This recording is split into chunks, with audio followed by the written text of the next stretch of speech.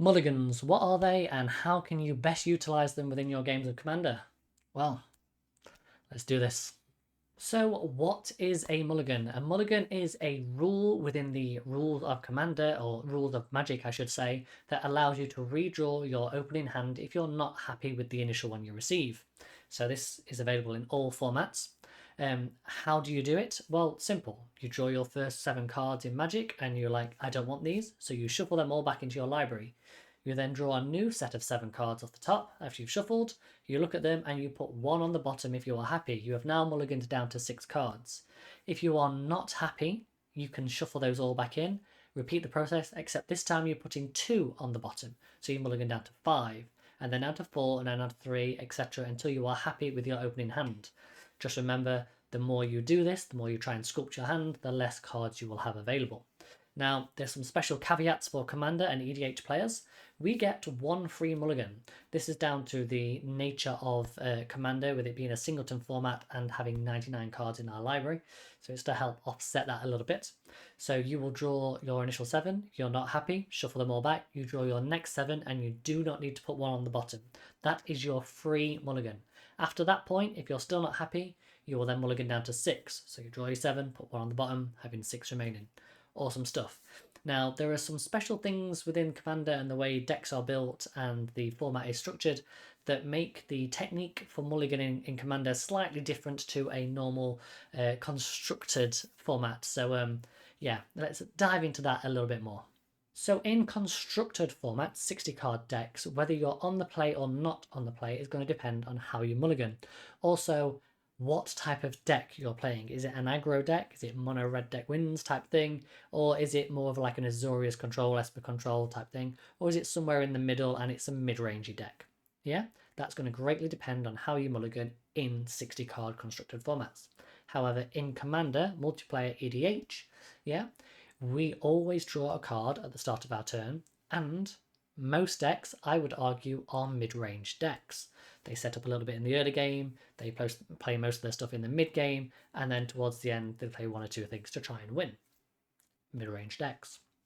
So, when we are mulliganing, we don't have the same restrictions or the same nuances to worry about as a 60-card format. So, what are we looking for in a Commander opening hand? Well, I'm glad you asked. So in your opening hand, I'm a big fan of the 4-3 split. That's 4 lands and 3 spells, or 4 spells and 3 lands.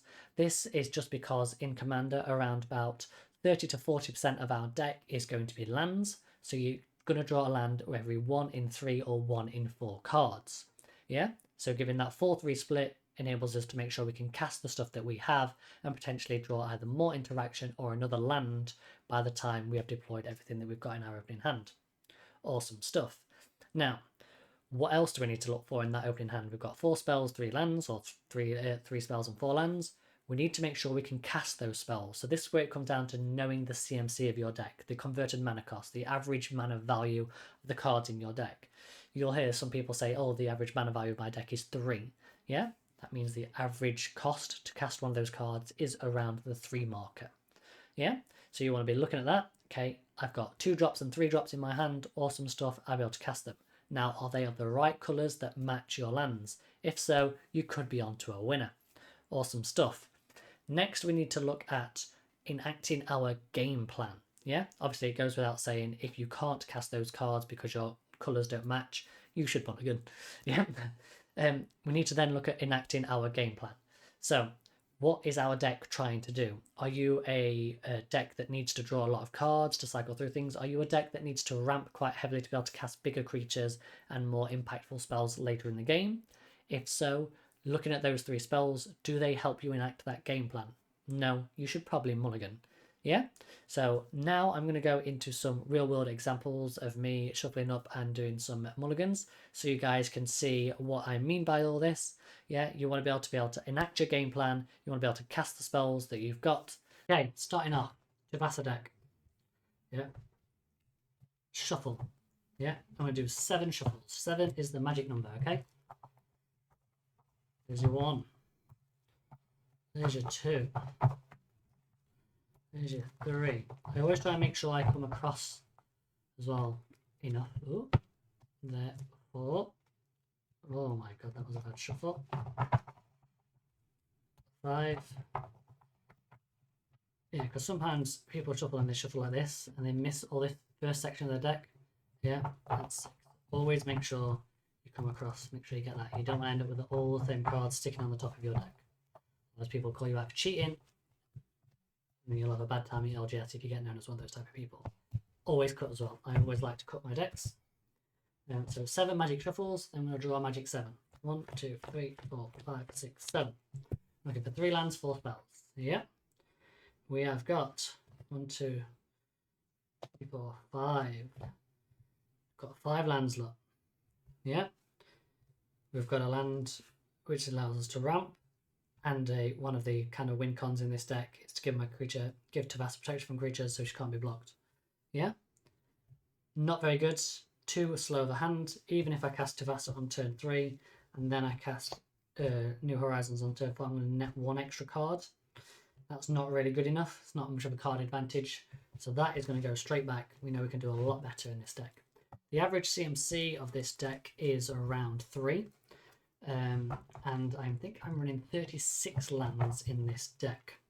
Okay, so we know we can do better. Right, so we got 1. We got 2. We got 3. We got 4. These are dragon shields, by the way, these sleeves. They're a bit sticky. I don't know if it's because they're old. 5.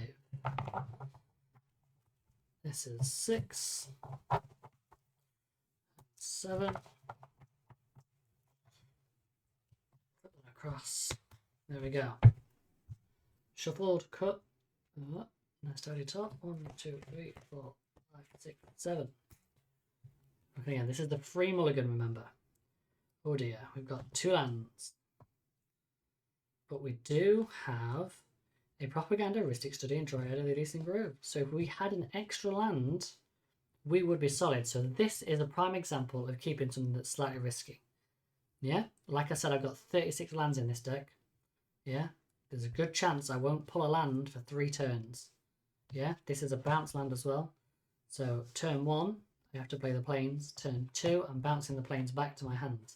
Turn 3, I suppose then I could cast this or cast the Ristic. But maybe it's not that risky actually. But then I'm kind of dead in the water because then turn 4, I've got no green source. Can't cast my commander. All depends on how much I draw off the Ristic study. So yeah, still actually quite risky, but not as risky as I originally thought. So yeah, but I would still ship this back. I would go down to 6. Yep, straight down to 6. Yeah, that was the free mulligan. The free mulligan was a lot better than the original, and if you had to keep it, you could probably get by, but you don't want to risk that non-game. Okay, number 3, number 4, 5,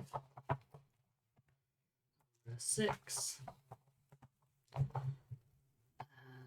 number 7. I keep thinking about trying to teach myself some fancy shuffle techniques, but it's just like got more important things to do in my time. Yeah, 7 is the magic number. Just ask for them all. 1, 2, 3, 4, 5, 6, 7. So we're down to 6. Yeah, awesome stuff. 1 land, 2 land, 3 land, card advantage, wipe if we need it, removal, and ramp. Awesome stuff. We can ditch one of these now. Yeah, we've got a bounce land, but we're never going to be casting this. So we can get rid of the board wipe, and we can keep this as a solid 6. Yeah? Awesome stuff. There we go. Out of mulligan. Straight away. Yeah? Turn 1, we can play something. Turn 2, we can bounce land. Turn 3, we can come back, we can cast our commander. Yeah? Because we played that. That's our commander. Turn 4, we can drop this, we can get Guardian Project out, which then gives us a card draw from Tavassa, and also gets us a card draw engine online. Yes, we don't have any more creatures to cast, but I still have 2 more enchantments to cast, which will trigger Tavassa at least 2 more times as long as nothing gets removed. Yeah, so that's going to eventually net us another 3 cards just off that alone, plus the fact that we're on turn, 3, 4 by this point, so that would have been another 4 cards on top of that, so that would have been another 7 cards deep. So yeah, that feels pretty good to me. It feels like that is a keepable hand in this deck. Awesome stuff. Let's go on to the next deck. Okay, so here we have Gadwick. Gadwick is my budget deck. It sits at around about $100. Give or take, it fluctuates as prices go up and down. But yeah, 7 magic shuffles. 1, 2. These are Ultra Pro Eclipse sleeves. Tried these out, but still not the best. That's 3, 4, 5, 6, 7. And then what we're going to do, we're going to cut, ladies and gentlemen. So that's what we always do. 1, 2, 3, 4, 5, 6. I think I cut off from a time we were playing 1v1, just used to it. Alright, okay, we've got loads of land in here. So we could probably ship this back if we want to be picky. You could keep this if you wanted to. This is not awful, but I know that this deck could probably do slightly better. I mean, it is a budget deck, and if you're playing against other budget people, you probably just want a solid game. So yeah, we can cast all those spells. This is part of the win con to increase my storm count before I brain freeze in this deck. Chasm Skulker is just a nice creature because I'm going to draw lots of cards with my commander. So therefore it dies, it gives me a bunch of tokens. So essentially if I played this, 1, 2, 3, 4, I'd have 5 mana available. So I could cast Cadwick for X equals 2, drawing 2 cards. It's not awful, but we can do a lot better. So let's just see how risky we want to be. Let's take the free mulligan.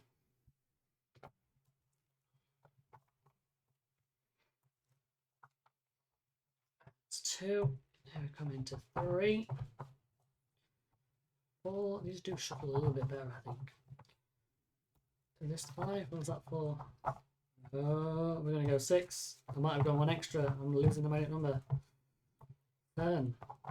So I believe 7 is the magic number because it's the most randomized your deck will be. We'll have 7 shuffles.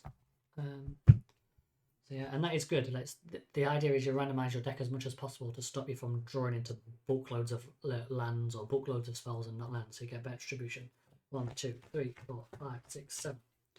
Free mulligan, remember? Free mulligan. 2 lands. 3. Part of the win con. 4. Removal and Haughty Djinn. Haughty Djinn is going to be a 0-4 because I have no instants and sorcerers, so this is going straight back. Sinksbone Wonder is part of the win con because Storm Count brings everybody to death. Yeah. So 1, 2, and guess what's next? That's 3, and we go 4. This is 5, 6, and 7. There we go. Cut the deck. Oh, it's cut the deck. Oh, the deep cut that one. Ooh. 1, 2, 3, 4, 5, 6, 7. And 6, did I say?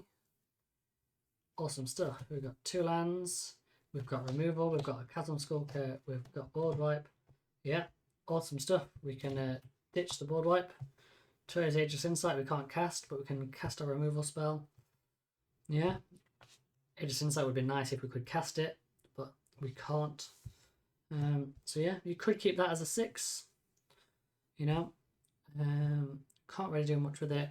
We are kind of sat there actually playing 1, and then we're holding this up for 2 turns, 3 turns. So maybe that's not a keepable hand. It's like, yeah, a bit risque. Let's go down to 5. Maybe I should have just kept my opening 7. Maybe I should have just been happy with the opening 7. Stop thinking my deck's so good. This is the problem with mulligans as well. It's like you're confident in your deck, you might mulligan more aggressively, like I tend to. But if you're not confident in your deck, you might keep something that's a little bit riskier or a little bit safer. Is this 4? Maybe that's where I went. Maybe it's because I got the shuffles wrong and it just wasn't as randomized. Cursed my deck. Oh. Cool. 1, 2, 3, 4, 5, 6, 7. Going down to 5, aren't we? Oh, capsize, nice. We've got 2 lands, and I want 3 spells out of this. We've got a Preordain, a Peer into the Depths, and a Haughty Djinn. Awesome stuff. Now that is a keepable 5. So capsize, I can't do anything with that. So win can't do anything with the board wipe because I don't have enough mana. So here we are. We can 1, we can Preordain. Turn 2, we can peer through. And then if we get another land, which we can do because we're going to be looking at the top 5, we're going to look at scrying 2, we can then cast Sorted Djinn, and at least it would be a 2/4 at the minimum. Yeah, plus it makes our spells cheaper to cast. So yeah, so that is a perfectly keepable 5, or you could have played it safe and kept the original 7. Yeah, fantastic stuff. Yeah, remember as well, let's say, in fact, let's just do it. Since we're going out to 5, and I wouldn't normally go less than 5, what would the top card have been? We would have drawn into a land on turn 1. Yeah. If we'd have then cast the Preordain, we'd have scryed 2 and draw a card. Yeah. So we would have drew into our Chasm Skulker. Yeah. So that would have been a solid card. So scryed 2, we could put Torrential Gearhulk on the bottom, Chasm on the top. Put that there. And that would have given a bit of resiliency. Yeah. So we'd have had a decent creature on board. Turn 3. Yeah. We draw another card. So we're drawing plenty of lands. Then we've got Thassa's Intervention. We would have Parented Death at this point. Look at the top 5, reveal a instance or sorcery. For among them, put that into your hand. 1, 2, 3, 4, 5. We didn't get one. It's okay. They're all out of the way. We can't cast any of them, and we've got enough lands at the minute. Awesome stuff. Turn 6 would have been Frantic Search. Would have been digging more. Awesome stuff. Bring something back. Answer. Going 2. Going through again. This is what this deck does. Awesome stuff. I would have been very happy with that. There we go. Should we do another deck? Let's do another deck. Okay, so this is my Tivit deck, Cellar of Flicker. No longer the Cellar of Salt because I have depowered this deck slightly. I don't know if you noticed behind me on the shelf were a couple of the cards, half a dozen cards I took out of this deck. So yeah, this deck has been depowered. It's more Flicker based now. There's still a little bit of fast mana, and I'm still running all the tutors that I have. Depowered it a little.